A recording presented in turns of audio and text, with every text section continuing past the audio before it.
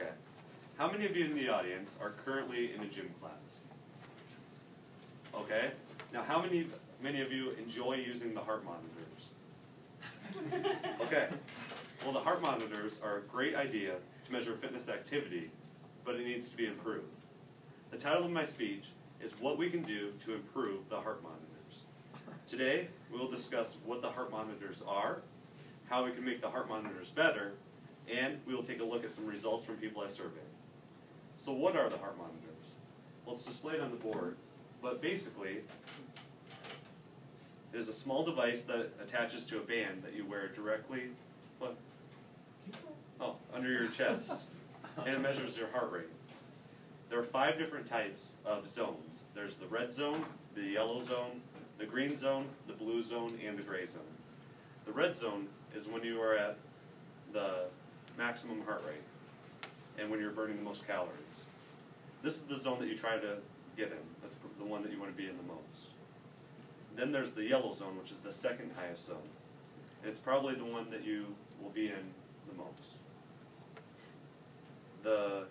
Then there's the green zone. The green zone counts very little time, and it's the zone that you fall in when your heart rate's lowering. Then there's the blue and gray zones that don't really count any time. And the blue zone basically just shows that you are connected, but your heart rate isn't high enough for it to count time.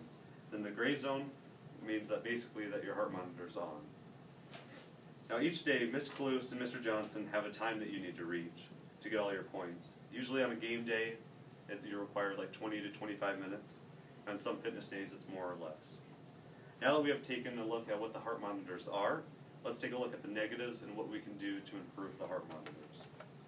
Out of the 20 people I interviewed, 13 are against heart monitors, and only 7 think heart monitors are a good idea. Now, what can we do to make them better? Well, notice how the title of my speech is what we can do to make the heart monitors better instead of why the heart monitors suck or why we should get rid of the heart monitors.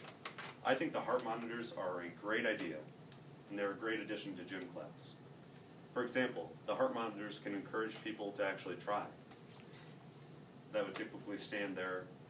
But what about the people who are already considered fit, or the people who struggle to get their heart rate up? What can we do for them? Well, do we completely get rid of the fitness monitors?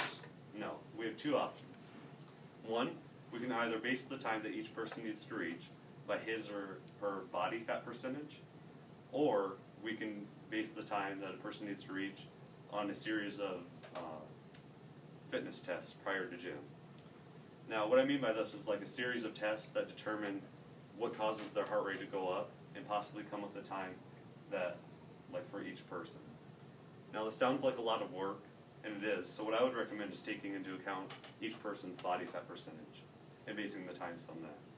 Now, by doing this, each person will have the same amount of work to get their time. Now, another problem that I have with our heart rate monitors is the time that our gym teachers give us to shower. Some of the people in my gym class who are heavier get their time twice as fast as someone muscular and shaped like Nick or me. And also, most of the people who are heavier in my gym class can be in the red zone or the highest heart rate zone by literally laying on the ground. And when they reach their time, they are done and they get to go shower. So why should people who can't get their heart rate up easily be punished by having to exercise and stay in the gym longer? Well, I believe that if you get your time in, then you should have to stay in the gym until the teachers allow the whole class to go change and shower. But am I the only person that feels this way? Well, I asked 10 of my friends if they thought it was fair, and people who don't try as hard get to shower earlier than people who try just as hard. And as suspected, 100% of people agreed that it was not fair. I also did some research about other schools who use heart rate monitors, and a lot of their students that went to the schools seemed to actually enjoy using the heart rate monitors. And so I wondered what they were doing differently. One of the things that they do differently is kind of what I talked about earlier. They don't just have one time for each person in the class, but they have a few separate times based on the person. And the school that I did research on was a much smaller school, and so it's probably easier for them to come up with times based on each person than a bigger school. But by doing this, it encourages the students to try because they know that they can reach their goals because it was designed for them specifically and not just a random number for everyone in the class to attain. Also, one more thing that they do that I thought was kind of cool is they allow the students to come in after school to make up their time if they don't meet their goal. And I don't know, I didn't check with Ms. K or Mr. Johnson, but I don't think they do that right now.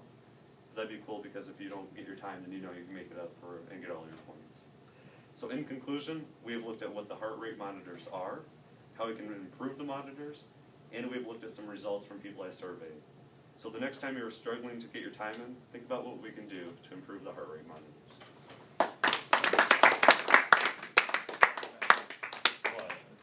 I got you. Excuse me. Thank you for